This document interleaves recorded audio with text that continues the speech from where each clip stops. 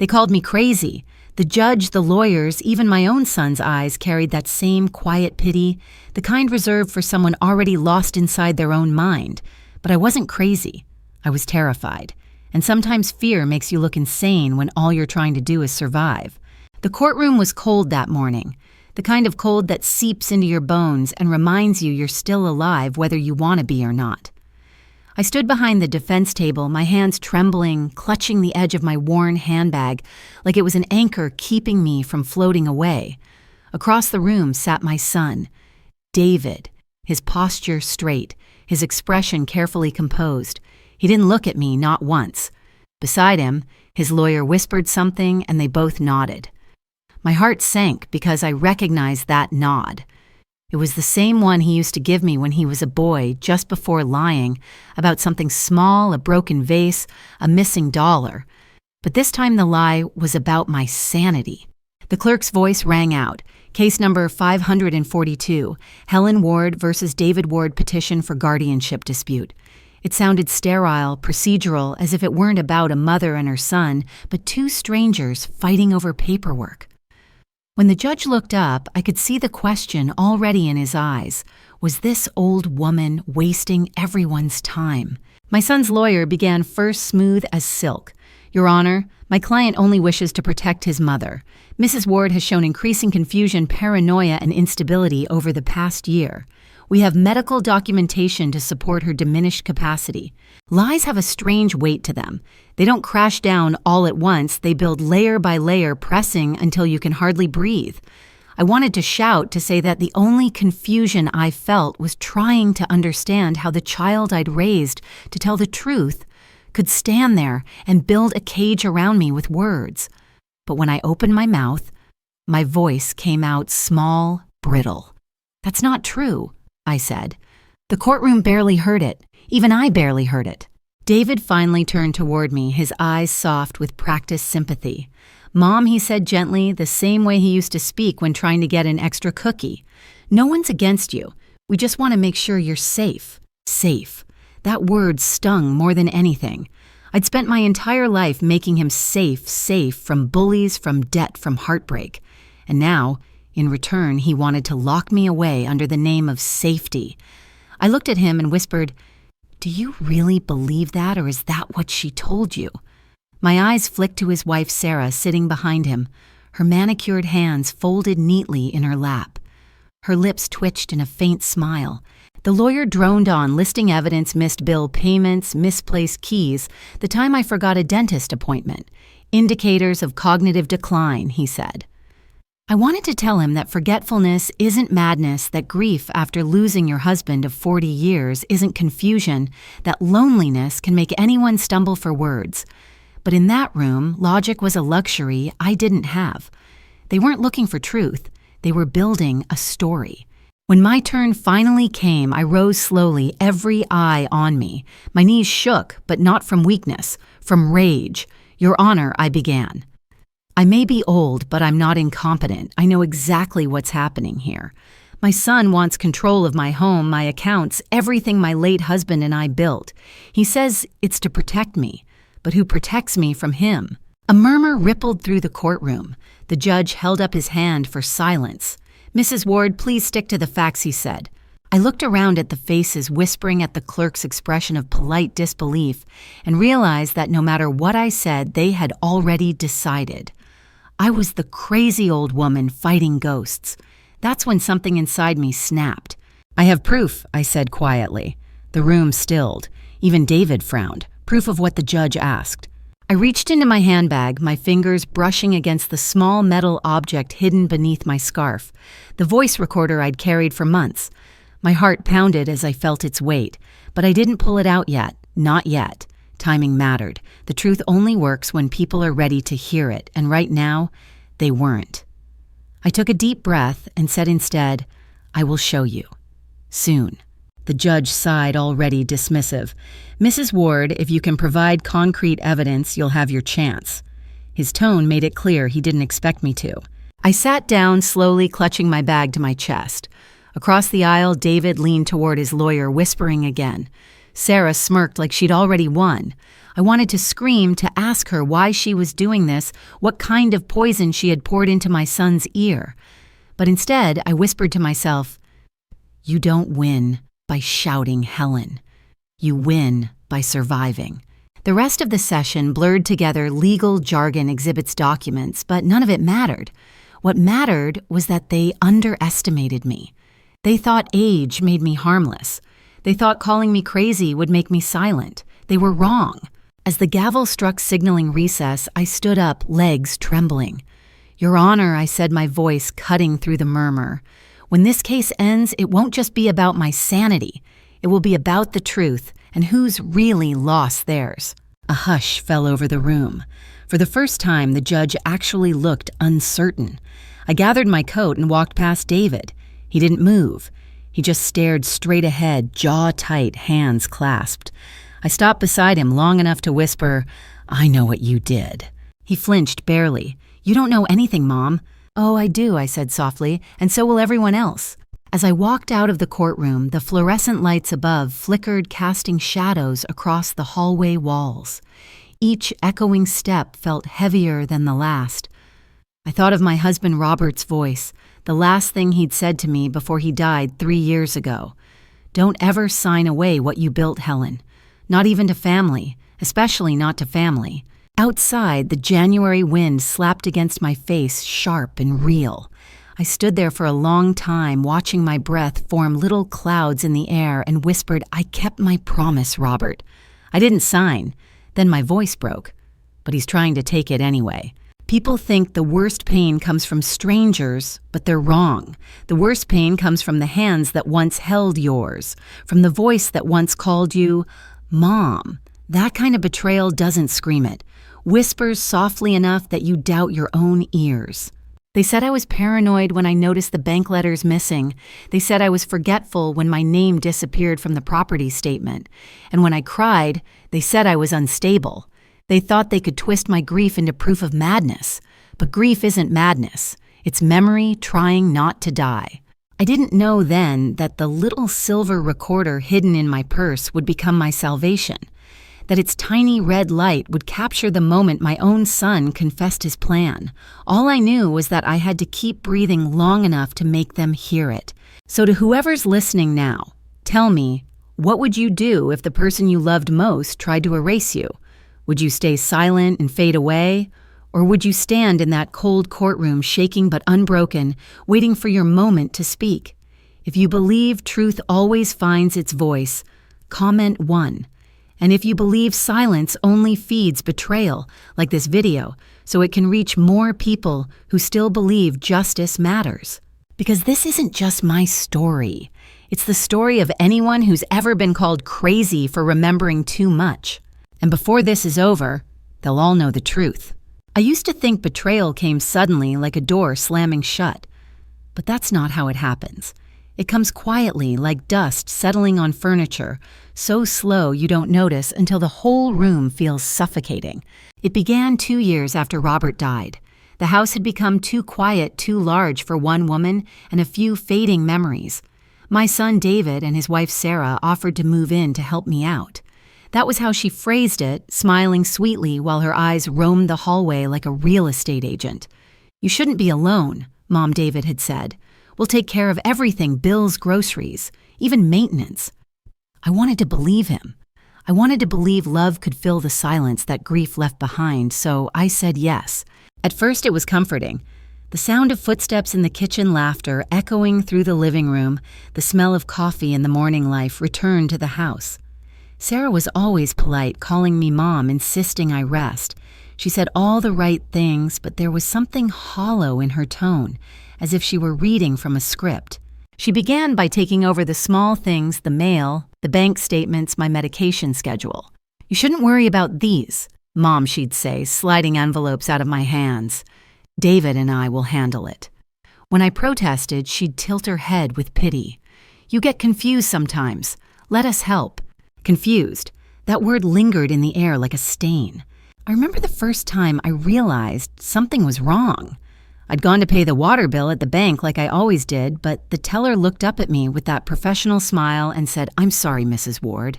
This account is now under joint management with Mr. David Ward." Joint management? I repeated, my stomach tightening. "Yes, ma'am. It was changed last month." I walked out of the bank, the cold air biting at my cheeks. I didn't remember signing any forms. I didn't remember agreeing to anything. That night at dinner, I asked David about it. He didn't look up from his plate. "It's just for convenience," he said, "in case something happens to you. Don't worry, Mom." But I did worry. I lay awake listening to the soft hum of the refrigerator downstairs, wondering how many other things had changed without my knowledge. One evening, I caught Sarah standing in my study, staring at the framed picture of Robert and me on our wedding day. "You two look so young," she said, her voice syrupy sweet. "It's hard to imagine how much this house must mean to you." She smiled, but her eyes flicked toward the safe beneath the bookshelf, the one only Robert and I ever opened. "You still keep important papers there, right?" "Yes," I said slowly. "Old things, memories." Her smile widened just a fraction. "You should let David keep the key, for safety, of course." That was the moment I felt the first real chill of danger, though I couldn't yet name it. A week later, I couldn't find the key. I searched everywhere: the jewelry box, the kitchen drawer, even under the bed. When I asked David, he shrugged. "Maybe you misplaced it. You've been forgetting a lot lately." Sarah placed a gentle hand on my shoulder. "Don't stress yourself, Mom. We'll call a locksmith if we have to." That night, as they watched TV in the living room, I sat alone in my bedroom with my heart thudding so hard it felt like a drum against my ribs. Misplaced, forgetful, safe. Every word they said felt like another thread being pulled loose from the life I'd built. I started writing things down. Every odd comment, every missing letter, every mistake they said I'd made. The notebook was small, tucked beneath the mattress, filled with shaky handwriting and fear. I wrote down the date when Sarah took over my prescriptions, the day my bank card stopped working, the morning my phone went missing. One afternoon, I heard voices from the hallway. The door was slightly ajar, and I recognized Sarah's tone, sharp, impatient. "She's not going to fight us, David. She's getting worse. Half the time, she forgets what day it is." "She's still my mother," David replied, sounding tired. "I just don't want this to look bad." "Then make it look good," she snapped. "Get her to sign the power of attorney quietly. You said she trusts you." I froze. My breath caught in my throat. Power of attorney. The phrase felt like a knife pressed against my skin. I wanted to burst in and confront them, but I didn't. I waited until the house went quiet. Then I locked my door, sat on the bed, and cried for the first time since Robert died. The next morning, Sarah acted as if nothing had happened. She brought me tea, smiling, her perfume cloying and sweet. I added, "Honey," she said softly, "it'll help you sleep better." I thanked her, but when she turned away, I didn't drink it. I poured it down the sink and saw a faint shimmer of white powder settle at the bottom. My hands shook. That night I couldn't sleep. The walls seemed to whisper, the shadows stretched longer than usual. Around midnight, I crept downstairs barefoot on the cold tiles and saw a faint glow under the kitchen door. I pushed it open slowly. Sarah sat at the table with her laptop open. On the screen was a document titled Medical Certification of Incapacity. Her fingers flew across the keyboard. When she heard the creak of the door, she looked up sharply. "Oh, Mom," she said with an easy smile. "You scared me. I couldn't sleep just catching up on some work." She closed the laptop halfway, but not before I saw my name typed in bold letters. "What work needs my name?" I asked quietly. "Nothing important," she said, standing up quickly. "Go back to bed. You need rest." But I couldn't rest. I went back to my room and sat in the dark until dawn. When David came in the next morning, cheerful and oblivious, I asked him, "Why is Sarah writing medical papers about me?" He frowned. "What are you talking about?" "I saw it last night, a certification of incapacity. My name was on it." His voice hardened. "You must have misunderstood. Sarah helps with a lot of paperwork." "I didn't misunderstand," I said. "I saw it." He sighed the kind of sigh that says, "You're exhausting me." "Mom, this is exactly what we're worried about. You keep imagining things. Sarah would never do that." He left before I could answer. I stood there staring at the empty doorway, realizing that the boy who used to run to me after nightmares now saw me as one. That evening, I opened the safe using the backup key Robert had hidden under the third floorboard in the study, a secret only he and I knew. Inside, everything was there. The deed to the house, our joint savings certificate, and a sealed envelope labeled "For Helen Only." I took it out, unfolded Robert's old note inside. It said, "If anyone ever tries to take what's yours, remember, proof is stronger than love." That line stayed with me. Proof. I bought a small voice recorder the next day from a store downtown. The clerk, a teenage boy, didn't ask questions. "You writing a memoir or something?" he asked, grinning. "Yes," I said, "something like that." For the next few weeks, I carried it everywhere, hidden in my purse. I recorded conversations, even the smallest ones. The laughter over dinner, the soft tones Sarah used when she called me sweetheart, the shift in David's voice when he talked about my condition. Each clip was a tiny piece of the puzzle, something that might one day save me. Then came the evening that changed everything. I was in the garden trimming the rose bushes when I heard them through the open kitchen window. "She still hasn't signed it," Sarah hissed. "She's suspicious," David said. "We have to be careful." "Well, then make her forget faster. Did you increase her dose?" My hand froze on the pruning shears. "Just a little," David said, enough to make her tired, confused. "It's harmless." "Harmless," Sarah echoed with a laugh. "Once the doctor certifies her, she won't remember any of this anyway." The pruning shears slipped from my hand and clattered to the ground. My knees went weak. I pressed a hand over my mouth to keep from making a sound. For a long moment, I couldn't breathe. I looked up at Robert's roses, deep red, blooming stubbornly through the autumn chill, and whispered, "They think I'm dying." But I wasn't dying. I was waking up. That night, as they slept, I transferred the recordings from the device to a small USB drive and hid it in the lining of my old handbag. I didn't know what I'd do next. I just knew I had to survive long enough to make someone listen. People always say age makes you soft, but it doesn't. It makes you patient. And patience, when mixed with truth, becomes a weapon sharper than any blade. You're listening to me now, so tell me, what would you do if your own blood tried to erase you one pill at a time? Comment 1, if you believe truth needs witnesses. Like this story, if you think silence only feeds betrayal. Because this was just the beginning of the war my son didn't know he'd started. The following week passed like a fog, thick and heavy, every breath tasting of dread. I tried to act normal, to pretend I didn't know what they were doing, but every word I spoke felt like walking barefoot through broken glass. David smiled more than usual. Sarah hummed around the house. They were too calm. That's when I realized they believed they'd already won. It began with the medicine. The pills on the counter looked the same as always. Small, white, harmless, but the labels had changed. The dosage was higher, the doctor's name unfamiliar. "Dr. Millard," I asked Sarah one morning.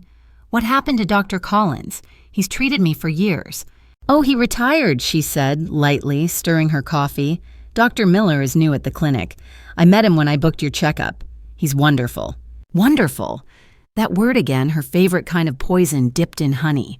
I nodded, pretending to believe her, then pocketed one of the pills. Later that afternoon, I walked 3 blocks to the pharmacy on the corner and showed it to the pharmacist, a young woman with sharp eyes and a kind face. She turned the pill over, frowned, and said quietly, "This isn't the dosage listed for your prescription, ma'am. It's double."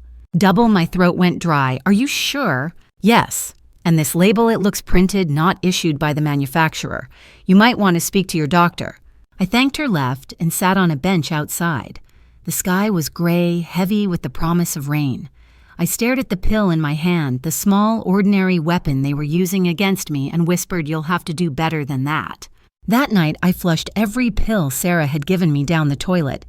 Then I replaced them with identical ones from the pharmacy, the correct dosage, the ones that wouldn't fog my mind. From that day on, every smile I gave was rehearsed. Every sip of tea I pretended to take was measured. I became an actress in my own home, performing sanity in a world that wanted me insane. A few days later, Sarah announced, "You have a doctor's appointment on Thursday, Mom. Routine checkup. Dr. Miller wants to evaluate your memory." My stomach twisted. "I don't need a memory test," I said quietly. She laughed, brushing her blonde hair back. "Oh, it's nothing serious. He just wants to be sure you're doing okay." You forget things sometimes, don't you?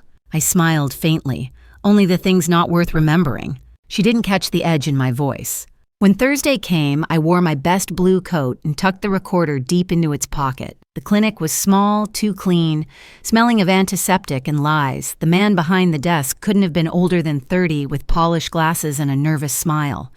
"Mrs. Ward," he said, gesturing toward a chair, "let's just have a little chat." I sat, keeping my face calm. He asked simple questions at first, my name, address, birth date. Then the questions changed. "Do you ever forget where you are? Have you ever left the stove on? Do you sometimes imagine things that others don't see?" Sarah answered before I could speak. "Yes," she said sweetly. She once called me in a panic because she thought someone was in the house, but it was just her reflection in the window. I looked at her, my heart pounding, but kept quiet. The recorder in my pocket was capturing every word. When he handed me the final form to sign, I noticed the small print at the bottom: consent to medical evaluation and power of attorney for health decisions. My pen hovered above the page. "What's this line for?" I asked. "Oh, just a formality," he said quickly. "It allows your caregiver to sign in case you can't." "Caregiver," Sarah smiled. "I'll take care of that for you, Mom." I forced a shaky laugh. My hands may tremble, but they still work. I signed deliberately outside the box across the margin. Not a valid signature, but close enough to fool them into thinking I'd made a mistake. When we got home, Sarah poured me tea again.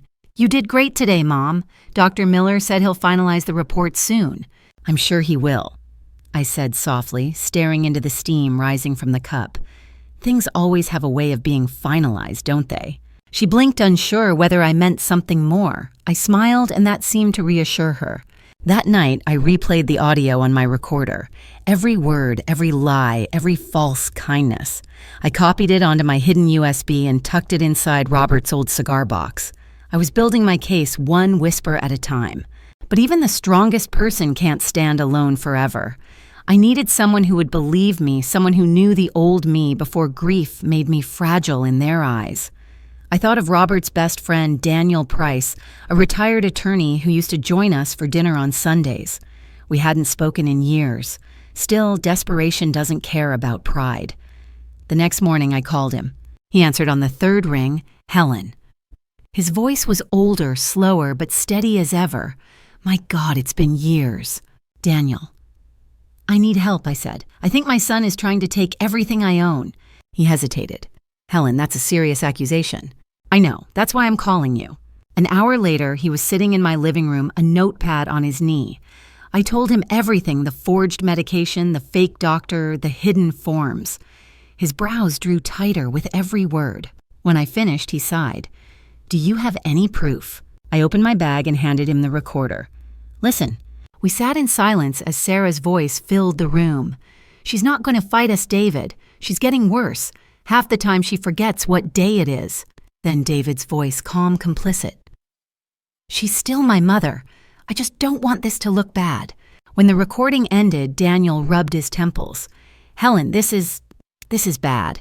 What they're doing could qualify as coercion and medical fraud, but we need documents, bank record statements, anything showing control transfers." "I can get them," I said. He nodded. "Good, but you'll have to move carefully. If they suspect you know, they might accelerate things." As he left, he turned at the door. "Helen, you're not crazy. Don't let them make you believe you are." That sentence hit me like sunlight breaking through clouds. For the first time in months, I felt seen. The next day, I went through Sarah's home office while she was out. She never let me inside, before too messy, she always said, but I knew she kept documents there. The room smelled of perfume and printer ink. I opened drawers quietly, scanning folders until one caught my eye. Ward Estate, Legal Prep. Inside were drafts of guardianship forms, medical evaluations, and letters addressed to the county clerk. And at the bottom, my forged signature, neat and perfect. My hands trembled as I held the paper closer. The date was last month. Then from outside, I heard the sound of the car pulling into the driveway. Panic surged. I shoved the papers back, closed the drawer, and slipped out just as Sarah entered the hall. "Mom, what are you doing up here?" "I was looking for the sewing kit," I said evenly. Her eyes narrowed. "You shouldn't be snooping around, Mom. It's not safe for you to climb stairs. You could fall." She stepped closer, her perfume thick, cloying. Maybe we should move you to the guest house. It's quieter there. Quieter, I repeated softly. Is that what you want, quiet? She smiled. We all need peace at our age, don't we? When she left, I sat on the edge of my bed and held my hands together to stop them shaking. I wanted to scream. I wanted to tear down the walls and show the world what she really was, but I couldn't yet. I had to be smarter. 2 days later, a letter arrived addressed to Mrs. Helen Ward, patient ID #4062. It was from Dr. Miller's office confirming a follow-up psychological evaluation.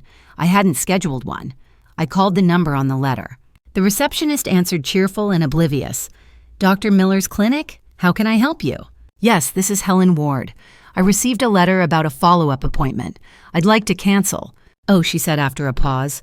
According to our records, your caregiver already confirmed attendance. My caregiver. Yes, Mrs. Sarah Ward. The line went quiet for a moment as I swallowed hard. Thank you, I said and hung up. That night, I dialed Daniel again. They're accelerating, I said. They've scheduled another appointment without my consent. He didn't hesitate. Then we'll prepare too. I have a friend who works in medical auditing. I'll have him check Dr. Miller's credentials. The next day, Daniel called back. His voice was grim. Helen, that doctor isn't licensed. The clinic was dissolved 3 years ago. The address on the letter belongs to an accounting firm. My blood ran cold. So everything his forms, his evaluations, fake, Daniel said, fabricated to make you look unfit. I sat at the kitchen table staring at the teacup Sarah had placed in front of me earlier. The surface was calm, reflective. I whispered to myself, proof is stronger than love. Then I smiled faintly, the kind of smile Sarah would mistake for surrender. Because now I had 2 allies, Daniel and the truth. That night, before I went to bed, I placed the USB with the new recordings inside Robert's old photo frame. I looked at his face and murmured, You were right, love. The war isn't over. But this time I'm not fighting alone. To everyone watching, tell me, what would you do if the people who swore to protect you built a fake world to bury you alive? Would you run, or would you gather proof, one whisper at a time? Comment 1 if you'd fight with evidence. Like this story, if you believe justice begins the moment we stop doubting ourselves. Because the next time I stepped into that courtroom, they would no longer be the hunters. I would.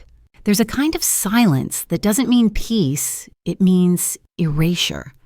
That was the silence that settled over my house. I became a ghost in my own home, drifting between rooms while my son and his wife rearranged my life one small detail at a time. They didn't scream, they didn't threaten. They just removed pieces of me until I barely existed. It began with the phone. One morning, I picked it up to call Daniel, but there was no dial tone. I checked the cord, the outlet, everything was in place. When I asked David, he said casually, "Oh, the phone company switched providers. There's a temporary outage." His words rolled off his tongue too smoothly. By the next day, the line was still dead. A week later, I realized there was no outage at all. The landline was gone. In its place sat a new device, a small digital phone with parental controls locked by password. When I tried to dial out, a voice message played, "This number has restricted access." Restricted. Even the word felt like a cage. My cell phone disappeared soon after. "You must have misplaced it," Mom Sarah said with that soft, patient voice that made me want to scream. "Don't worry, we'll get you a new one." The next day, she handed me a cheap flip phone with only 2 contacts stored, David and Sarah. I stared at the screen for a long time, then smiled faintly. "Perfect," I said. "Just what I needed." They thought control would make me weaker. They didn't know it made me sharper. But isolation does strange things to a person. The house felt heavier, darker. Even sunlight seemed to avoid the windows. I started keeping my curtains open just to feel the day move. The only sound came from the soft chime of Sarah's laughter downstairs, or the muffled voices of David talking on the phone, always low, always secretive.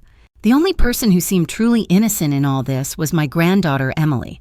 She was 16, bright, with Robert's eyes and my stubbornness.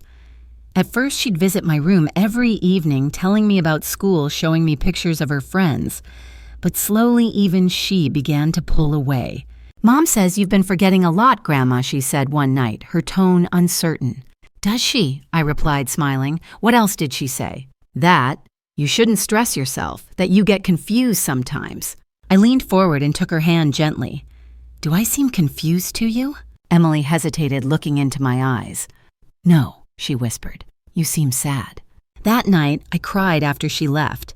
Not because of what Sarah said, but because it was working. The poison of doubt was spreading through my family, one soft lie at a time. The following morning, David knocked on my door holding a stack of forms. Mom, we need your signature on a few things, he said. Bank authorizations, insurance updates, standard stuff. Can I read them, I asked. Of course, he said quickly. But they're long. Don't strain yourself. I'll summarize. He explained each page with rehearsed confidence, using words like security, efficiency, protection. I nodded politely, pretending to read. But I wasn't looking at the words, I was looking at the signature line. My name had already been printed beneath it. Strange, I said lightly. They've already written my name. It's standard, he replied. Just sign above it. I smiled faintly and picked up the pen. My hand trembled as I signed not my real signature, but a series of loops and lines that looked close enough. Robert had once told me, never sign anything you don't understand, but if you must make it unreadable. When I handed the papers back, David didn't notice. He kissed my cheek and said softly, Thank you, Mom. You're doing the right thing. The right thing? For whom? That night, I called Daniel from the flip phone, praying the call would go through. It rang once, twice, then silence. The line cut off. I tried again. This time a voice message played, This number is no longer available. I felt my chest tighten. I couldn't even reach the one person who believed me. 2 days later, Sarah told me she'd scheduled an evaluation visit. It's nothing serious, she said. Just a home assessment from the cognitive wellness team. Do I have a choice, I asked. Her smile didn't reach her eyes. Of course, Mom. But if you refuse, it'll look like you're hiding something. They arrived that afternoon, 2 strangers in white coats with clipboards and polite smiles. They asked endless questions. Do you know what day it is? Can you recall the name of the president who handles your finances? I answered clearly, slowly, carefully. I saw Sarah standing behind them, pretending to tidy up her eyes, flicking toward me each time I spoke. When one of the examiners asked, Do you ever feel unsafe? I looked straight at her and said, Only when I'm not alone. The man paused, pen hovering. Could you clarify that, Mrs. Ward? I smiled. No need. You've already written what you want, haven't you? He looked startled. Sarah's smile froze. I knew then that my words had found their mark. That night I found the report left open on the printer in Sarah's office. It said patient displays signs of paranoia and delusional thinking. Recommends assisted living placement. I took a photo with the camera hidden in my brooch, a small spy device Daniel had once given Robert years ago for fun. To catch liars, he used to joke. I never imagined I'd need it for this.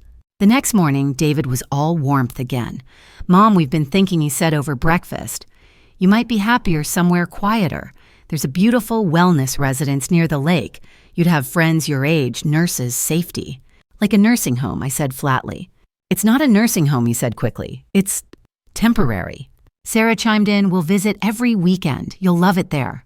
I looked at both of them and said softly, And what about my house? David hesitated. We'll take care of it while you're gone. Of course they would. I stood slowly, my chair scraping the floor. When do we leave? Sarah blinked, caught off guard. You agree? Why wouldn't I said, smiling faintly. You've both worked so hard for this. I'd hate to disappoint you. I spent that night packing a small suitcase, but not with clothes, just essentials. Robert's photo, my recorder, and the USB hidden in its frame. I hid the rest of my documents under the floorboard in the study. Then I waited. The next morning, a van arrived. 2 attendants in blue uniforms greeted me with smiles that didn't reach their eyes. Mrs. Ward, we'll take good care of you, one said, leading me toward the vehicle. I caught a glimpse of Sarah standing in the doorway, arms crossed, her expression triumphant. But fate, as it turns out, has its own timing. As we drove down the street, my stomach twisted with panic, but then the van stopped suddenly. The driver got out, muttering about engine trouble. I looked out through the window and saw a familiar figure walking up the sidewalk. Daniel. He froze when he saw me through the glass. I pressed my hand against the window. Daniel, I mouthed. Within seconds, he was beside the van, flashing an ID badge I didn't know he had. "Attorney," he said sharply, "where are you taking this woman?" The attendants exchanged glances. Private residence transfer 1 muttered. "Under whose authorization?" Daniel demanded. They hesitated. He turned to me. "Helen, do you want to go with them?" "No," I said firmly. "I do not." "Then step out," he said. I obeyed, heart racing. The attendants protested, but Daniel's voice cut through them like a knife. "If you touch her, I'll have you both charged with unlawful detainment." They backed off instantly. When we reached his car, I collapsed into the seat, trembling. "How did you find me?" I asked. "You left me a voicemail yesterday," he said. Half a sentence, then silence. I traced the call. I looked at him stunned. "You traced it?" He nodded. "I told you, Helen, you're not alone anymore." We drove to his office, a small converted house on the edge of town. Inside, he poured me tea and locked the door. "They've filed for guardianship," he said grimly. "They submitted medical evaluations, bank statements, even a claim that you tried to harm yourself." My throat tightened. "They're building a case." "Yes," he said, "but they made mistakes. Their so-called doctor isn't real and their signatures don't match your legal records. We can expose them, but we need everything you have." I opened my handbag and handed him the USB. Every lie they told is on this. Every whisper, every fake kindness. He smiled faintly, almost in disbelief. "You've done more work than most detectives." "I'm not a detective," I said softly. "I'm a mother." When I returned home later that evening, the house felt different, colder but quieter. Sarah's car was gone. David stood in the living room, hands in his pockets, looking uneasy. "Where were you?" he demanded. "Out," I said simply. "With who?" "An old friend." He frowned. "You can't just disappear like that, Mom. We were worried." "Worried," I echoed. "Then why didn't you call the police?" He didn't answer. He just sighed and said, "Let's not fight." But the fight had already begun. That night I placed the recorder under the living room table. I didn't know what I'd catch next, but I knew one thing for certain: every mask eventually slips. And when theirs did, I would be ready. To everyone listening, tell me this. What would you do if your own child tried to erase you from your life? Would you hide, or would you stand quietly, collecting their lies until the truth spoke louder? Comment 1 if you'd choose to fight in silence. Like this story, if you believe that even whispers can become thunder when the right moment comes. Because soon that moment would arrive and it would shake everything they built on deceit. The days that followed felt like living on the edge of a knife. Every sound in the house, every creak of the stairs, every whisper behind a closed door felt like it could slice me open. I woke up each morning pretending not to remember what I knew, because the moment they suspected I was aware of their game, I'd lose every chance to expose them. I ate their food but never finished it. I smiled when they smiled, though I wanted to scream. David and Sarah thought that they were tightening control, but what they were really doing was tightening a noose, and they didn't realize I was already cutting the rope. The night after Daniel saved me from the van, I could feel their suspicion thickening around me. David avoided my eyes, his voice brittle. Sarah, on the other hand, turned up her charm. "You've been stressed lately, Mom," she said at dinner. "Why don't we take a few days to relax at the lake house, just you and me?" I looked at her across the table at that perfect porcelain smile she'd perfected over years of deceit. "That sounds lovely," I said softly. "But let's wait until after the hearing. I want everything settled first." Her smile faltered just a fraction. "What hearing?" "The guardianship hearing," I said casually. "Daniel mentioned it when he visited." Her fork froze midair. "Daniel visited." "Yes," I said. "He's an old friend of your father-in-law's. You remember Robert, don't you?" She set the fork down slowly. "Of course." The silence stretched between us like a drawn bow. I could almost hear her thoughts turning, calculating, adjusting. Finally, she smiled again, but her voice carried an edge. "That's wonderful, Mom.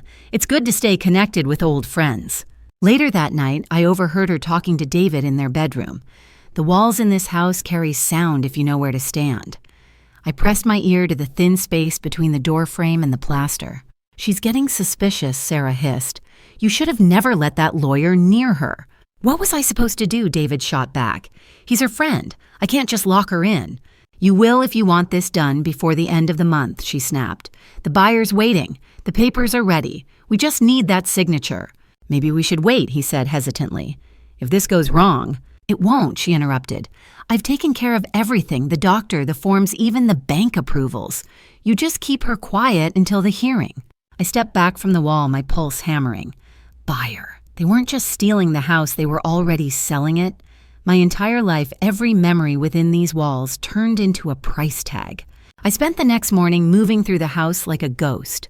I watered the plants, folded the laundry, all while listening for any clue I could record. The small camera Daniel had given me, disguised as a decorative clock, blinked silently on the shelf. It recorded everything. By evening, Sarah had gone out to run errands. I sat in the living room pretending to read while David lingered nearby. He looked tired, haunted like a man who'd convinced himself betrayal was mercy. "Mom," he said finally, his voice low, "you don't hate me, do you?" I looked up, startled by the crack in his tone. "Hate you," I repeated. "I could never hate my son." He swallowed hard. "Then why are you making this so difficult? Sarah's trying to help you. We both are. Help me how I asked, by taking away everything I've ever earned." He flinched. "You don't understand." "No," I said softly. "I understand perfectly. You're drowning in debt, aren't you? That's why you need the money." His eyes widened. "Who told you that?" "Your lawyer did." I lied. "The one who keeps calling the house when you think I'm asleep." He stood there, frozen guilt bleeding through his silence. "It's not what you think," he muttered finally. "You'll be taken care of. You'll have a nice place, good doctors, peace." "Peace bought with my soul," I said. "That's not peace, David. That's burial." He turned and left the room without another word.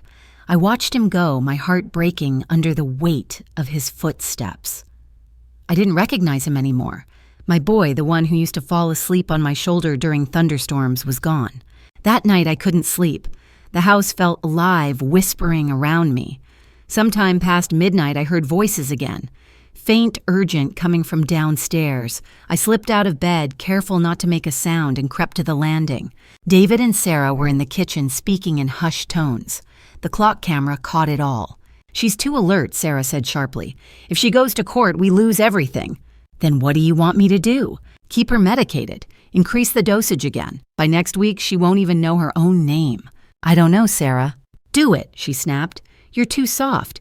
You always have been. You think she wouldn't do the same to you if the roles were reversed." David didn't answer. He just sat there, head in his hands, while Sarah poured something into a small bottle. My stomach turned. They weren't planning to wait for the hearing. They were going to destroy me before I could reach it. I crept back upstairs, trembling. My mind raced through every possibility. I had to act. I couldn't let them drug me into silence.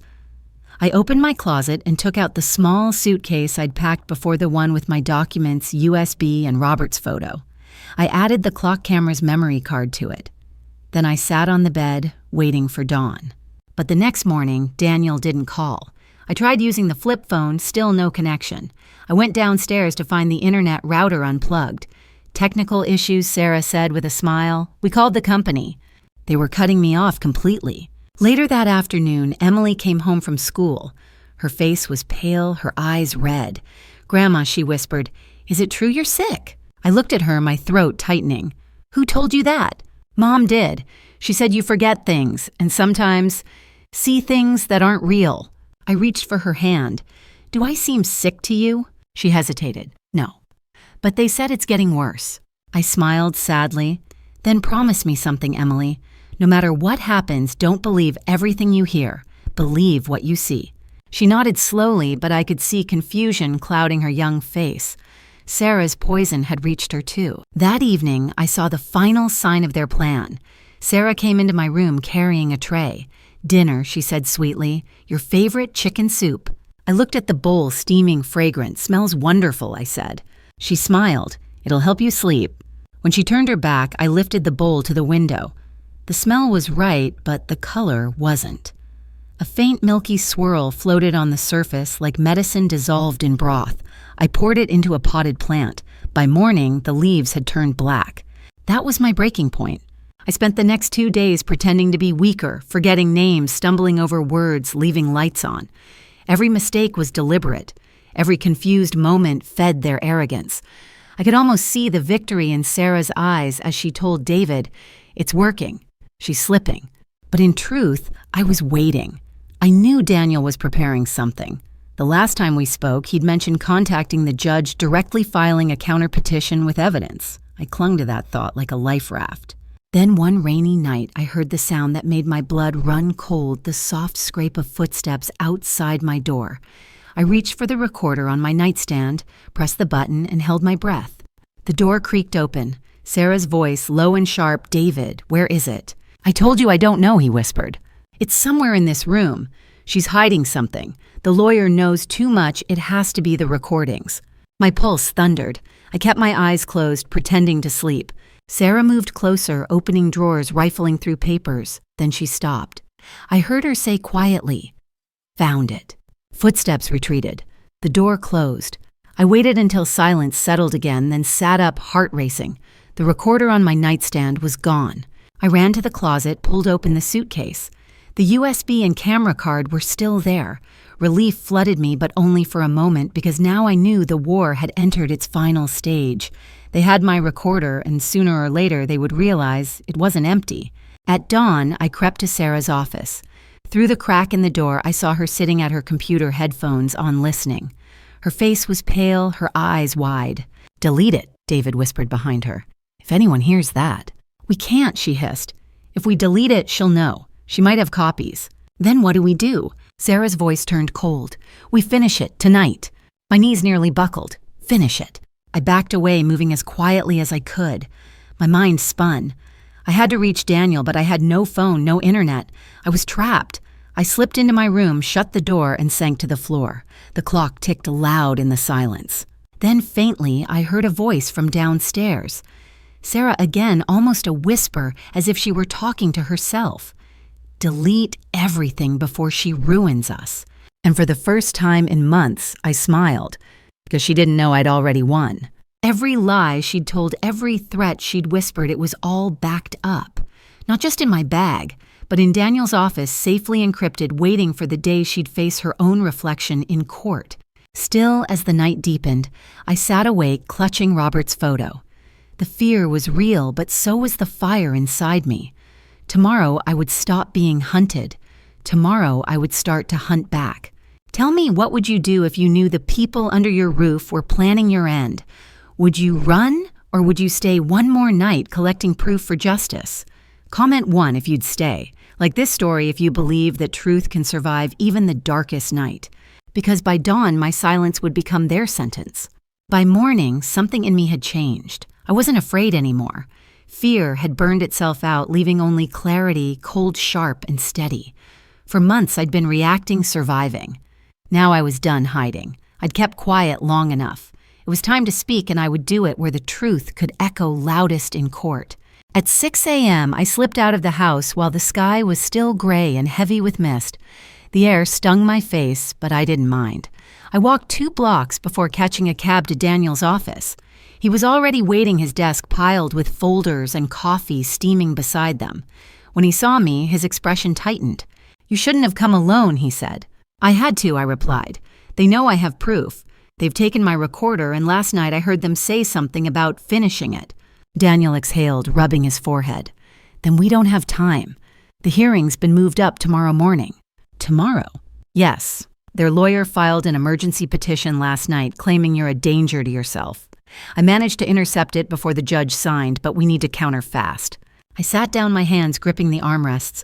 "Tell me what to do." He looked at me for a long moment, then said quietly, "You've already done it. We have the audio, the documents, and enough evidence to expose their entire scheme. What we need now is your statement, your story, in your own words. But Helen, you have to stay calm in that courtroom. Let them think you're fragile. The moment you start yelling, they win." I nodded slowly. "I won't yell, but I will speak." For the rest of the day, we worked like soldiers before battle. Daniel drafted affidavits and subpoenas. His assistant made copies of every file, my bank records. Sarah's forged forms, the transcripts from the fake clinic. I read through each one carefully, underlining every lie, every manipulation. Each page was a scar I'd learned to wear without shame. When evening came, Daniel handed me a small flash drive. "This contains the recordings," he said. "Keep it on you at all times. Don't trust anyone with it. I'll present the originals tomorrow." I slid it into the inner pocket of my coat. They called me crazy, I said softly. Tomorrow they'll call me something else. He smiled faintly. Tomorrow they'll call you credible. That night I went home. The house was dark silent. Sarah and David had gone to bed early. I stood in the hallway looking at the photos lining the walls. Birthdays, holidays, moments frozen in the illusion of family. I touched one frame lightly. David at 10 missing a tooth, smiling proudly with his arm around my shoulder. My throat ached. "You were a good boy once," I whispered. I wish I'd known when that ended. In my room, I packed a small purse, my ID, the flash drive, and Robert's photo. I slipped on the same blue coat I'd worn the day of his funeral. Somehow, it felt fitting. I sat on the bed and whispered, "You told me proof was stronger than love, Robert." I used to hate that sentence, but now I understand. Proof is the only language evil fears. Outside, rain began to fall soft at first, then heavier, until it drowned out the hum of the city. I stood at the window, watching the water streak down the glass, and thought of all the other people like me, parents, grandparents, dismissed as fragile, manipulated, until they doubted their own memory. Maybe if I spoke, even one of them might remember their strength. I didn't sleep that night. I watched the clock hands move slowly toward dawn, each minute sharpening my resolve. At 7:30, Daniel's car pulled up outside. When I stepped out of the house, Sarah appeared at the top of the stairs, wrapped in a silk robe, her voice dripping with surprise. "Where are you going so early, Mom?" I looked back at her and smiled. "To prove you wrong." Her expression cracked for just a second, long enough to see fear flicker through. Then she laughed. "Mom, you're not well. Let's not do this again." But I was already closing the door behind me. The drive to the courthouse was quiet. Daniel kept his eyes on the road, his knuckles white on the steering wheel. "They'll try to corner you," he said finally. "Make you emotional, make you look unstable. Don't let them. The truth's on our side. Just hold your ground." I nodded. I've been holding it for years. When we arrived, the courthouse loomed tall and gray against the pale morning sky. Reporters were already outside. Word had spread about the case of the confused, elderly widow. I felt their cameras turn toward me as I walked up the steps. My legs trembled, but I didn't falter. Let them record. Let the world watch the woman they thought was senile walk into court carrying the truth in her pocket. Inside, the air smelled of paper and disinfectant, that peculiar scent of bureaucracy and fear.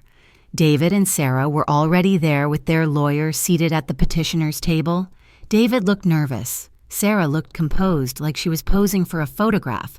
When her eyes met mine, she smiled faintly as if to say, "You're too late." But I wasn't. Not this time. The clerk called the case. The judge, a gray-haired man with a stern face, adjusted his glasses and said, "We're here to determine the guardianship status of Mrs. Helen Ward. Petitioner, please proceed." Sarah's lawyer stood slick and confident. "Your Honor, my clients only want what's best for Mrs. Ward. She's been exhibiting signs of cognitive decline, paranoia, confusion, delusions of persecution. We have medical documentation, including a psychological evaluation and testimony from Dr. Miller." I glanced at Daniel. He leaned forward, whispering, "Just wait." The lawyer continued showing copies of the forged documents, the fake prescriptions, the altered reports. Each lie unfolded like a performance they'd rehearsed 100 times. Sarah kept glancing at me, her expression almost tender, as if she pitied the old woman unraveling before her.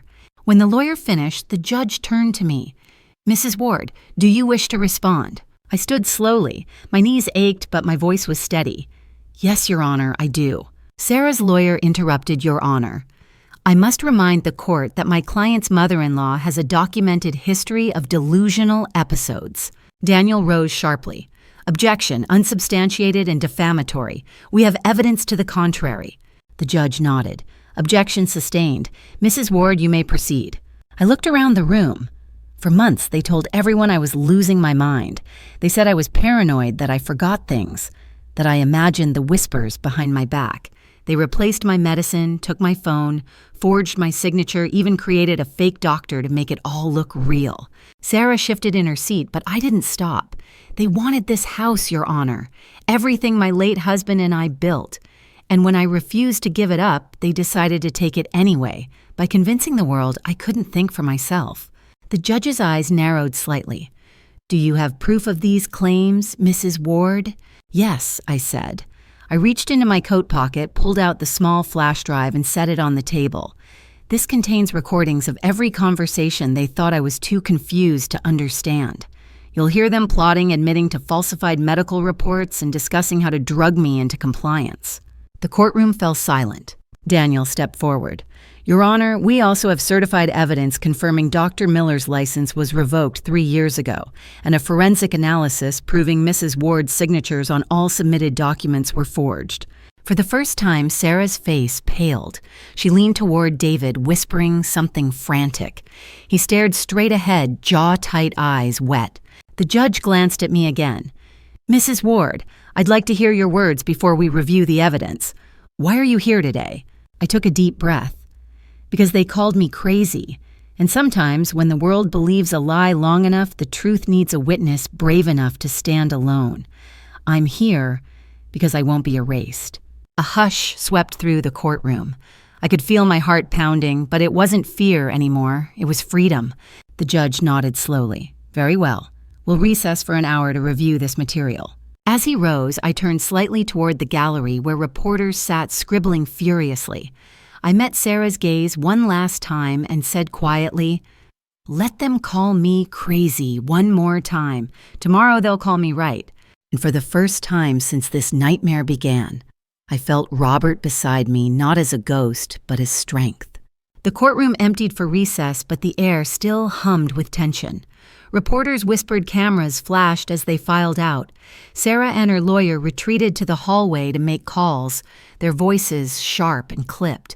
David stayed behind. He sat alone on the front bench, elbows on his knees, staring at the floor like a man watching his world crumble grain by grain. I should have walked away. I should have waited for Daniel to return with the printed transcripts, but something in me, some old aching part that still remembered the boy who used to run through this same courthouse hallway holding my hand, wouldn't let me leave him sitting there like that.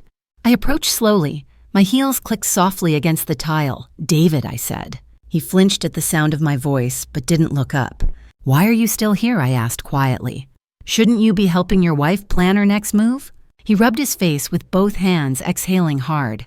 "Please don't, Mom." "Don't what?" "Don't make this harder." "Harder," I let out a low laugh. "You think this is hard for you. You tried to erase me, David. You forged my name. You told strangers I was insane. You watched me fade day after day and never said a word." His voice cracked. "You don't understand what it was like after Dad died. You shut down. You didn't answer calls. You forgot things." "I forgot things because I was grieving," I snapped. The echo of my voice filled the empty courtroom. Not because I lost my mind, but because I lost my husband, the man I built a life with, the father who raised you to be better than this. He finally looked up. His eyes were red, swollen, but not from tears, more from the weight of guilt pressing down.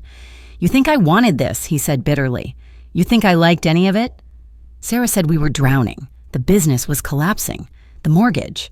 God, the mortgage was months behind. I didn't know what else to do. "So you sold your mother instead," I said. He winced like I'd struck him. "It wasn't supposed to go this far. Sarah said it would just be temporary, that once the guardianship went through, we could fix the accounts, refinance, and then I'd hand it all back. She said no one would get hurt." "No one would get hurt," I whispered. "You were about to sign my house away to a stranger. You let that woman drug me, silence me, trap me in my own room. What do you call that, David Care?" He stood abruptly, voice rising. "You don't know what it's like to watch everything fall apart, to have bills piling up, people calling day and night, threatening to take everything you built." I stepped closer, my voice low and steady. "Everything I built, with your father, with our hands, our years, our sacrifices. That house is more than walls and furniture. It's our story. And you were ready to trade it for debt." He pressed a fist to his forehead, breathing hard. I was desperate. "Desperate is losing your husband and still getting up every morning to live," I said. "Desperate is holding on to a family that keeps cutting your fingers loose. You don't know desperation, David. You know greed." He sank back onto the bench, his shoulders slumped. "It's not greed," he murmured. "It's failure. I failed everyone." Sarah pushed, and I followed because I couldn't face telling her I couldn't fix it. Then you shouldn't have married someone who loves money more than people. He looked up again, his face tight. Don't talk about her like that. I'll talk about her however I want, I said, because she nearly killed me in my own home and you stood there and let her. He stood too, anger flashing. She didn't kill you. No, I said, voice breaking, but you let her try. The silence that followed was suffocating. He opened his mouth, then closed it again. For the first time, I saw something raw flicker across his face. Not defiance, not guilt, but fear. Mom, he said after a long pause, if the judge believes you, I'll lose everything, my business, my reputation, maybe even my marriage. I met his eyes. You already lost what matters most, David. He blinked confused. You lost your soul, I said, and I don't know if you'll ever get it back. He turned away his hand, gripping the edge of the wooden bench so tightly his knuckles turned white. You think this makes you better than me, he said quietly. You think standing there with your perfect little speech will undo what's been done. No, I said. Nothing will undo it, but at least now the truth will live where the lies used to be. He laughed bitterly, shaking his head. You sound like Dad. Then maybe you should have listened to him more. His jaw tightened, but then his voice softened unexpectedly. Do you ever think he'd forgive me? That question struck deeper than any accusation. I looked at my son, the man who had once been my pride, now reduced to a stranger, and for a fleeting moment I saw the child again, lost and afraid. Forgiveness isn't the same as forgetting, I said softly. Your father believed that redemption begins with truth. So if you want forgiveness, start there. Tell the truth. He looked away. Sarah will never let me. Then you'll lose everything anyway, I said, because when the recordings play, the world won't just hear her voice. They'll hear yours too. He didn't answer. He just sat down again, staring at the floor. I watched him for a moment, my anger dissolving into something heavier, sorrow. There's no victory in seeing your child broken. Justice, maybe, but never joy. When I turned to leave, he said quietly, Mom. I stopped. I didn't mean to hurt you, he said. I swear to God I didn't. I thought I could control it. I faced him one last time. That's what every liar thinks, David, that they can control the fire until it burns their own hands. He closed his eyes. What happens now? Now, I said, we let the truth speak. I walked toward the courtroom doors. Daniel was waiting outside, files tucked under his arm, a storm of determination in his eyes. You okay, he asked. I don't know, I said honestly, but I'm ready. Good, he replied, because when we go back in there, everything changes. As we stood together in the hallway, I caught a glimpse of Sarah down the corridor. She was on the phone, her voice low but urgent. When her eyes met mine, she froze. I could almost hear the panic behind her stillness. For the first time, she didn't look composed. She looked cornered. Daniel leaned closer. Let her sweat. The longer she talks, the deeper she digs her hole. I don't want her to dig, I said quietly. I want her to fall. He smiled grimly. Oh, she will. The clerk's voice echoed through the hallway. Court will resume in 5 minutes. David stood up from his seat, running a hand through his hair. His face was pale drawn, but something had changed in his eyes, a quiet resignation, maybe even shame. As I passed him, he whispered, Mom, whatever happens in there, I'm sorry. I paused for half a heartbeat, then said, Don't tell me. Tell the truth. And then I walked inside. The courtroom felt different now. The walls seemed to hum with anticipation. The judge returned to the bench, gavel in hand. Daniel set the files before him. Sarah and her lawyer were whispering furiously, but their composure was cracking like glass under pressure. The judge looked at us both. Mrs. Ward, Mr. Ward, are you ready to proceed? Daniel answered, Ready, Your Honor. I looked across the aisle. Sarah's eyes were wide and hard. Her hands clasped so tightly the knuckles shone white. David couldn't meet my gaze. The judge nodded. Then let's continue. The storm had arrived. But before the first recording played, I closed my eyes for a brief moment and whispered to myself, Robert, it's time. Because this wasn't just about proving them wrong anymore. It was about reclaiming what they had tried to take, not the house, not the money, but my name. They called me crazy. In a few minutes, they would call me something else entirely, the woman who remembered everything. The sound of the gavel struck the air like thunder, and for a moment no one breathed. The judge adjusted his glasses and said in a low, even tone, The court will now review the audio evidence submitted by the defense. Mr. Graham, you may proceed. Daniel nodded, his movements precise, deliberate. He connected the small speaker to the court system, the flash drive gleaming faintly in his hand, the same one I'd carried hidden inside my coat for weeks. Every eye in the room followed that little device like it was a weapon, which in truth it was. The judge leaned back. Let's hear it. A single click.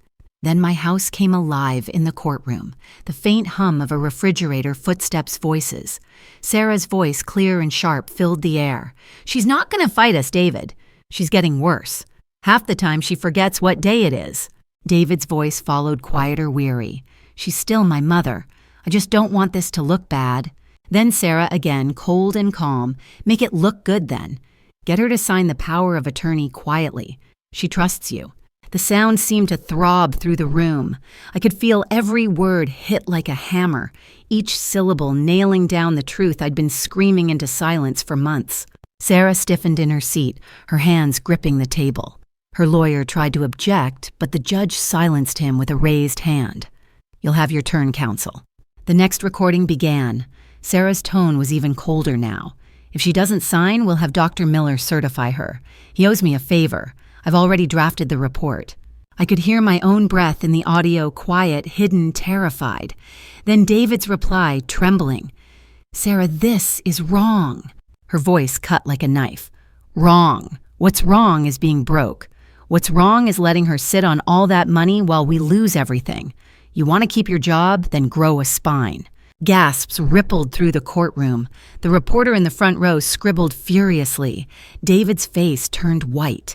The judge leaned forward. Who is Dr. Miller? Daniel answered smoothly. A fabricated medical identity. Your Honor, we have documentation from the Illinois Medical Board confirming no such licensed doctor exists. He handed over a folder. The judge glanced at it, then looked sharply at Sarah. Mrs. Ward, he said, would you care to explain? Her lips parted, but no sound came out.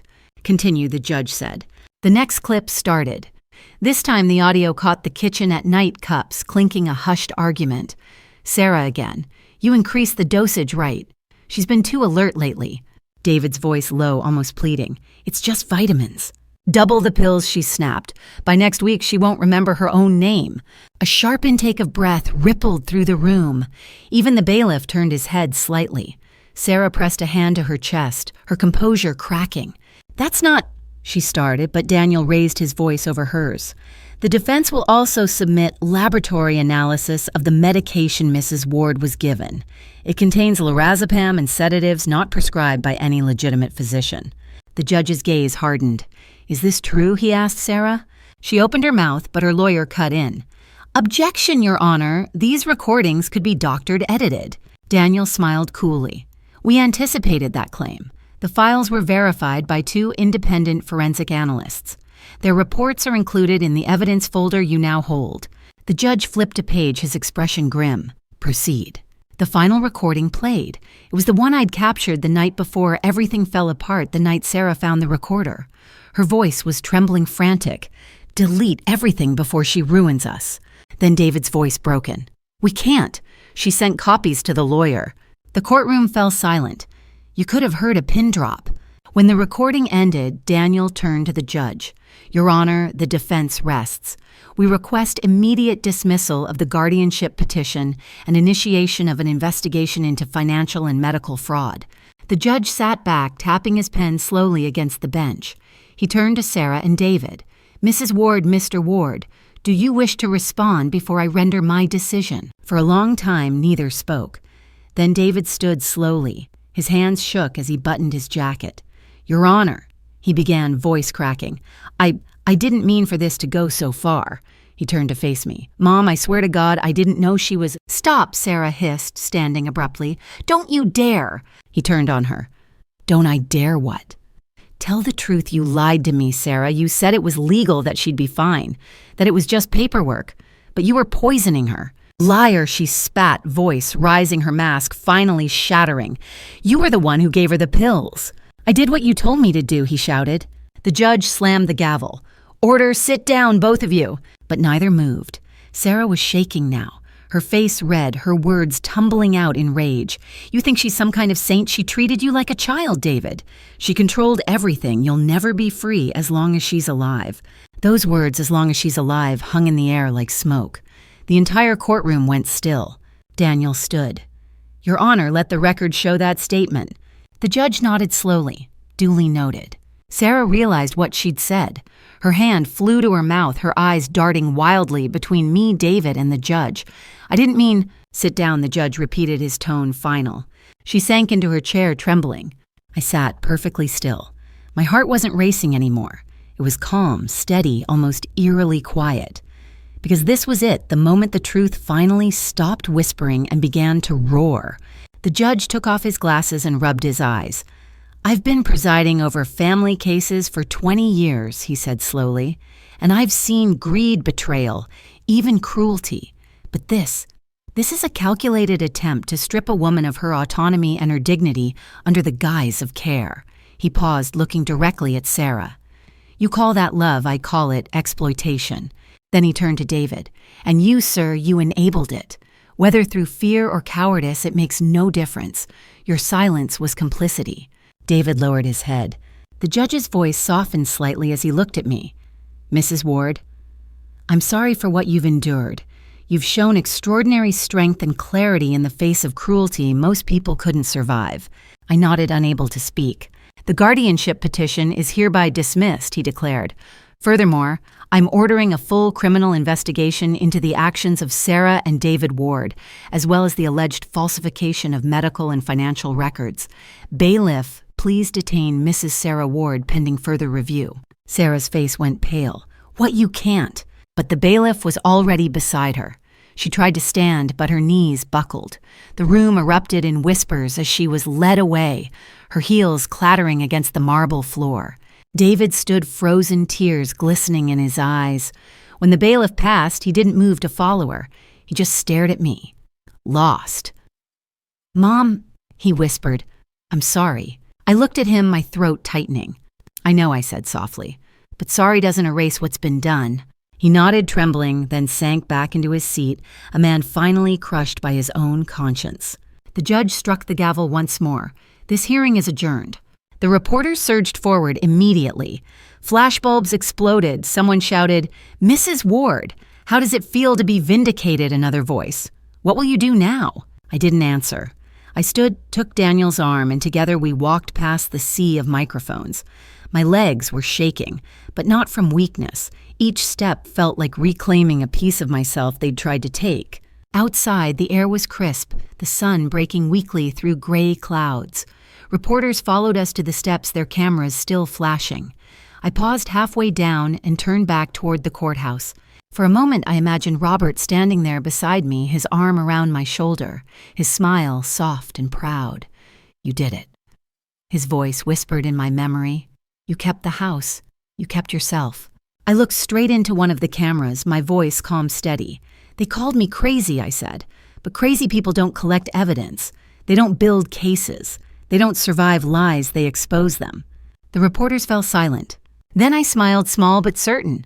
I wasn't crazy, I was awake. The flashbulbs went off again, but I didn't mind.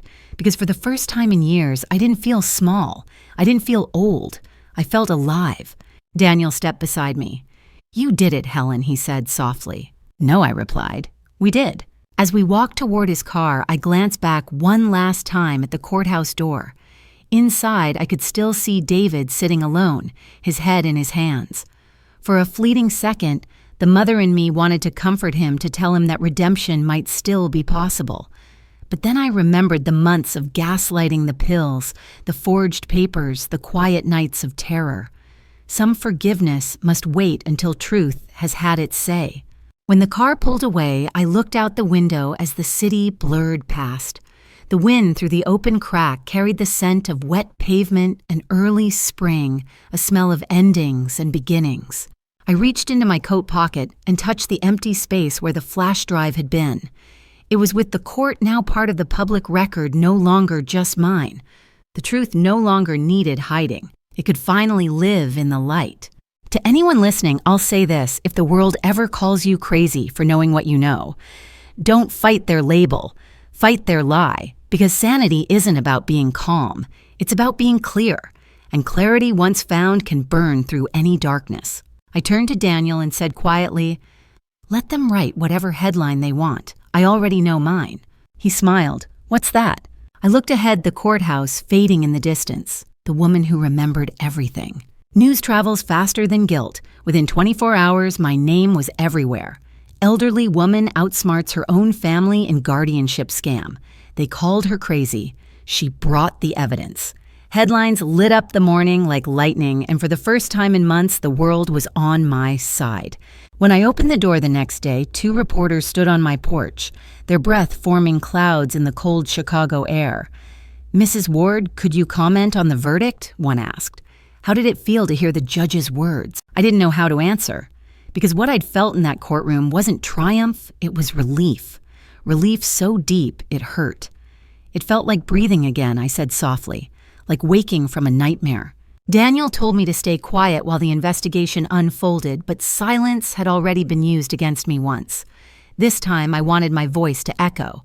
The story spread like wildfire. Every network, every blog, every local paper carried a version of it. But what none of them expected was how many people would see their own reflection in mine. The first letter came 2 days later, then another, then dozens. A retired teacher from Texas wrote, "My son tried the same thing, said I couldn't manage my finances. You gave me courage to fight back." A man from Oregon said they said I was delusional when I questioned my daughter's husband.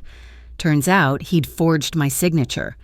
"Thank you for reminding me I'm not crazy." I spent hours reading their words, my hands trembling as I turned each page. I realized this wasn't just my story, it was the story of hundreds of people who had been gaslit, silenced, erased by their own families in the name of care. Soon witnesses from my own past began stepping forward too. The pharmacist, the young woman who'd warned me about the double dosage, gave an interview to the press. "I knew something wasn't right," she said. "When Mrs. Ward showed me that bottle, I felt it in my gut. But I didn't have proof then. I'm glad she found it." Then came the nurse from the fake clinic, the same one who'd whispered to me, "You're being set up." She contacted Daniel, directly volunteering to testify. They told me to forge notes in her file she admitted on camera. When I refused, they fired me. I kept copies. And the neighbor, Mr. Parker, the one who'd overheard Sarah's arguments through the open kitchen window, came to my doorstep holding a small flash drive of his own. "I recorded some of their conversations," Helen, he said, handing it to me with trembling hands. "Didn't know if I was doing the right thing back then. Guess I do now."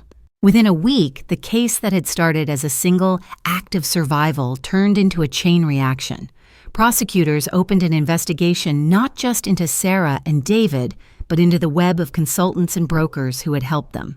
The so-called guardianship network that preyed on older adults for property and inheritance was suddenly under fire.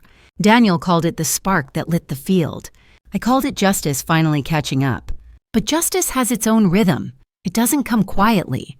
My phone began ringing nonstop. Television producers wanted interviews. Advocacy groups wanted me to speak at conferences. Daniel warned, "Be careful, Helen. The media loves heroes, but they burn them just as fast." I laughed softly. "I'm not a hero, Daniel. I'm just a woman who refused to disappear."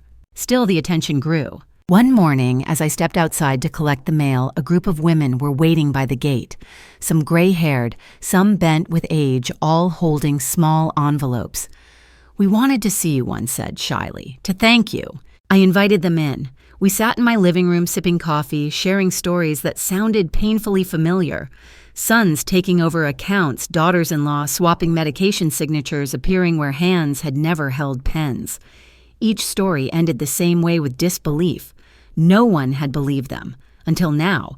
"You made them listen," one of the women said, tears in her eyes. "You made us visible." That night, when they left, I stood by the window watching their car lights fade down the street and whispered, "We were always visible. They just refused to look." The fire spread further. News stations aired a full segment titled "The Ward Case," a family betrayal that sparked reform. Politicians began calling for new protections for seniors. The state attorney general launched a review of all guardianship filings in Cook County. For the first time in my life, I watched my own pain turn into a force that could protect others. But not everyone celebrated. A week after the verdict, I received a letter without a return address. The handwriting was familiar David's. Inside were only 4 words: "I'm paying for it." No signature, no apology, just that. I sat at the kitchen table, turning the paper in my hands until tears blurred the ink. I didn't know whether to read it as guilt or regret. Maybe both. The next morning, I visited the small park near Robert's old office. I sat on our favorite bench and watched the river move slow and silent. The city hummed in the distance, but here it was peaceful. "You were right," I said, softly looking up at the sky. "Proof is stronger than love, but love's the only reason proof matters." When I returned home, Daniel was waiting with news. "Helen," he said, "the Attorney General wants to meet you. They're forming a task force based on your case, financial and emotional abuse of elders. They're calling it the Ward Initiative." I smiled faintly. "That sounds too grand for an old woman with a recorder." "It's not," he said. "You changed the conversation." Later that week, I sat in front of a TV camera for an interview that would air nationally. The host, a young woman with clear eyes and a steady voice, asked me, "Mrs. Ward, what kept you going when everyone said you were crazy?" I thought for a long moment before answering. Because the truth doesn't vanish just because people stop believing it. It waits, quietly, until someone's brave enough to pick it up again. The host nodded, her eyes wet. "And what would you say to others in your situation?" I looked straight into the lens. Don't wait for someone to save you. Start recording, start writing, start remembering. Because once you forget your own story, they can write it for you. That interview went viral overnight. Millions watched it. Hundreds of thousands shared it. Suddenly, I wasn't just Helen Ward, the widow from Chicago.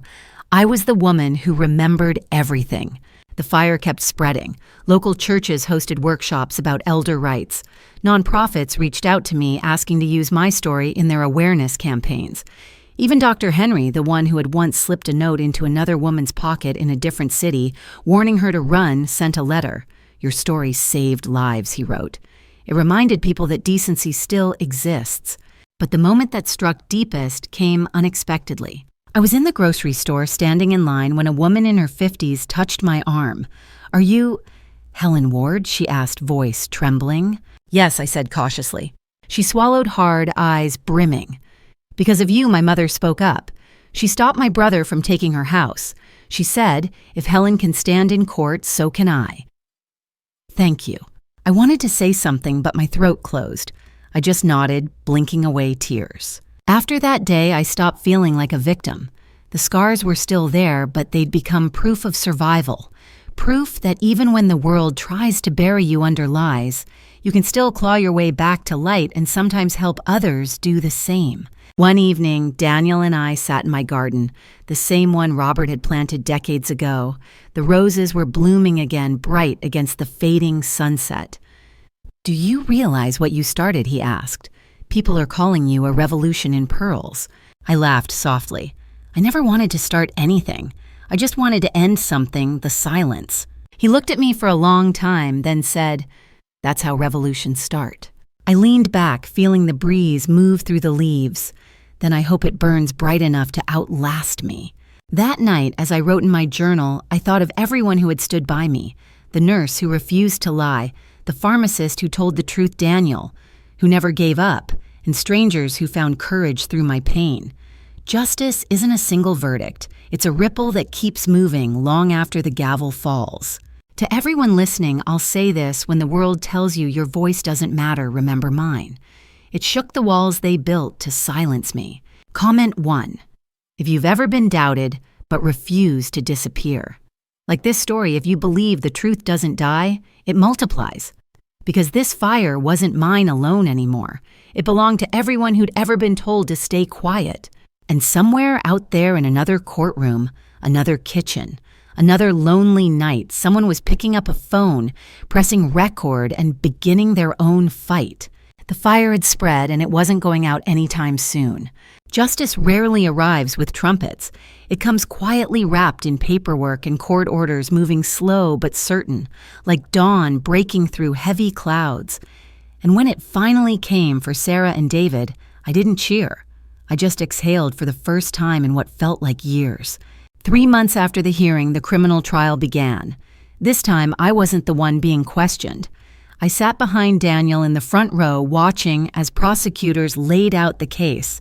I had built piece by piece in the shadows of my own home. Every word of it now stood under fluorescent lights, undeniable. Sarah walked into the courtroom wearing beige, her hair pulled back, her eyes hollow. The confident woman who once ran my life like a business deal was gone. Her lawyer spoke for her now. She barely raised her head. David came separately, looking thinner, older, like he'd aged 10 years in 3 months. He avoided my gaze when he passed me. His hands were cuffed, but lightly, as if even the guards knew this was more tragedy than malice. The prosecutor began, "The state of Illinois charges Sarah Ward with fraud, forgery, tampering with medical records, and attempted unlawful guardianship for financial gain. David Ward is charged as an accomplice." I'd imagined this moment so many times, seeing them confronted with their crimes. But sitting there, all I felt was a strange, heavy sadness. My son, the same boy who once brought me wildflowers after school, was now part of an exhibit of evidence. Daniel leaned toward me. "Stay strong," he whispered. "You did this." The trial lasted 10 days. I watched as they played the recordings again, the same ones that had once been my secret shield. I listened to my own trembling breaths in those tapes, to Sarah's voice, dripping poison to David's silence that had hurt more than any lie. The jury didn't take long. When they returned, the foreman stood his face solemn. "We, the jury, find the defendant Sarah Ward guilty on all counts. We find the defendant David Ward guilty as an accessory to fraud and falsification." Sarah closed her eyes as if she'd expected it. David just stared ahead, expressionless. The judge's verdict followed 2 days later. Sarah received 12 years in prison. David got 5 with the possibility of parole after 3. When the gavel fell, the courtroom didn't erupt. It just sighed. Justice, after all, isn't loud. When it was over, I walked outside, and the same reporters who had once waited for me before now waited again. Their microphones hovered, their questions sharp. "Mrs. Ward, how do you feel knowing your family is going to prison?" I looked at them and said quietly, "It's not victory, it's consequence." One of them asked, "Do you forgive them?" I paused, thinking of Robert's old words, "Proof is stronger than love." Then I answered, "Forgiveness isn't a door you walk through, it's a road you build. Maybe one day I'll finish paving it, but not today." That night, I came home to an empty house. The silence was different now, cleaner, honest. It didn't hum with fear anymore. I made tea, sat by the window, and listened to the wind moving through Robert's rose bushes. For the first time in years, I felt safe in my own home. A week later, I received a letter from the prison. The handwriting was David's. It read, "Mom, I know there's no excuse for what I did. I keep replaying everything in my head, the lies, the papers, the silence. I thought I was saving my family, but I destroyed it. I don't expect you to forgive me. I just need you to know I remember now. Every word, every moment, I'll spend the rest of my life trying to make it right." He didn't sign it, "Love David." He just signed his name, plain honest. And somehow, that was enough for now. When I showed Daniel, he said softly, "You gave him something most people never get, a mirror." I shook my head. No, the truth gave him that. The weeks that followed were filled with meetings, calls, more interviews. People wanted to know what it felt like to win. But winning didn't feel like glory. It felt like stillness. Like finally putting down a heavy weight you'd been carrying so long you forgot what it meant to breathe without it. The house that once felt like a prison slowly became home again. I opened the curtains wide, let the light flood every corner.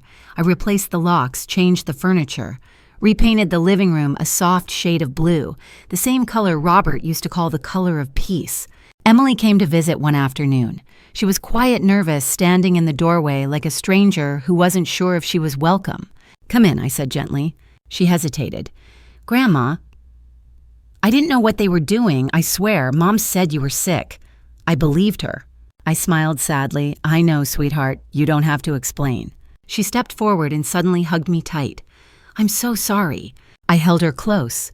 "You're not your mother," I whispered. "You're my granddaughter. That's all that matters." When she pulled back, there were tears in her eyes.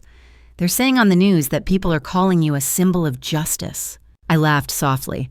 "I'm no symbol, Emily. I'm just proof that truth doesn't expire." She smiled. "Then that's what I'll tell everyone at school, that my grandma's living proof." After she left, I stood in the garden watching her car disappear down the street.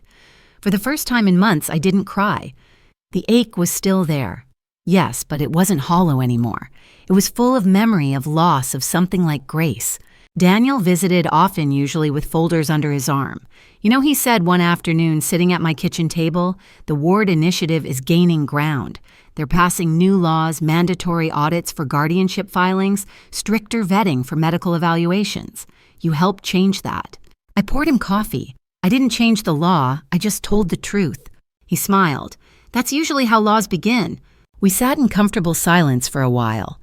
Outside, the garden swayed in the breeze, alive again. Robert's old wind chime clinked gently under the eaves. "You ever think about writing this all down?" Daniel asked suddenly. "I already am," I said, gesturing to the notebook on the table. "Every night. Not for the world for me." He nodded.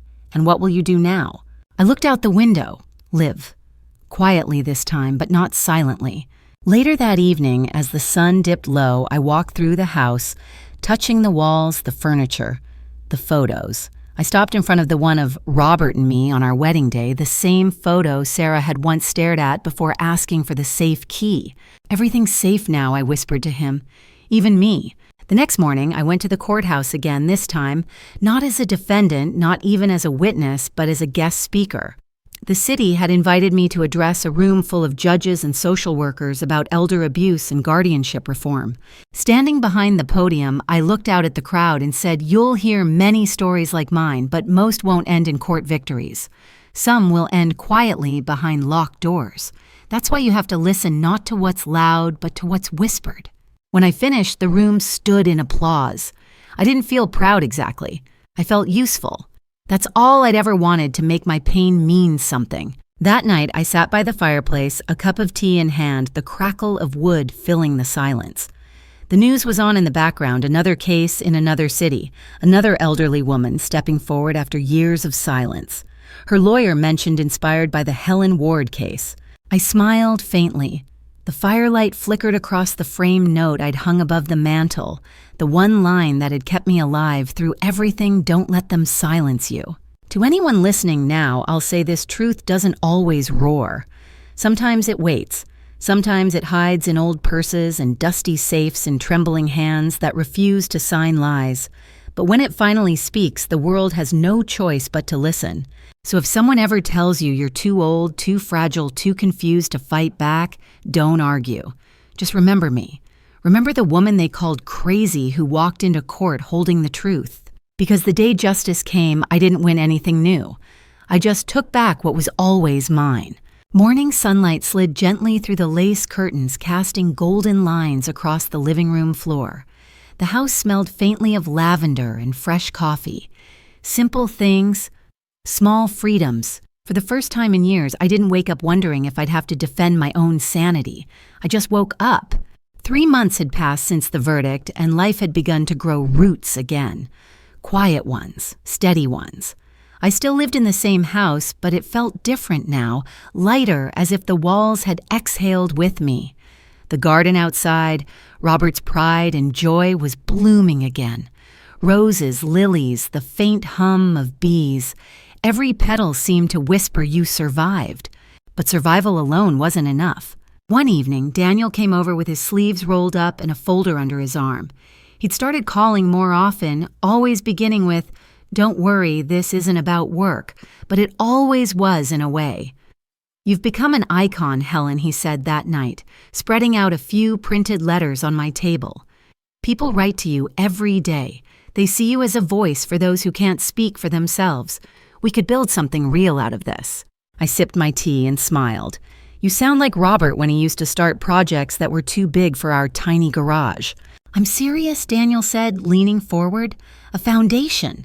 A safe place for older adults to get legal help, counseling, protection. You'd be the face of it." I thought about it. The idea scared me another stage, another spotlight. But then I remembered all those letters, the shaky handwriting, the words like "thank you" and "because of you." I nodded slowly. What would we call it? Daniel smiled. You already did. The Ward Initiative.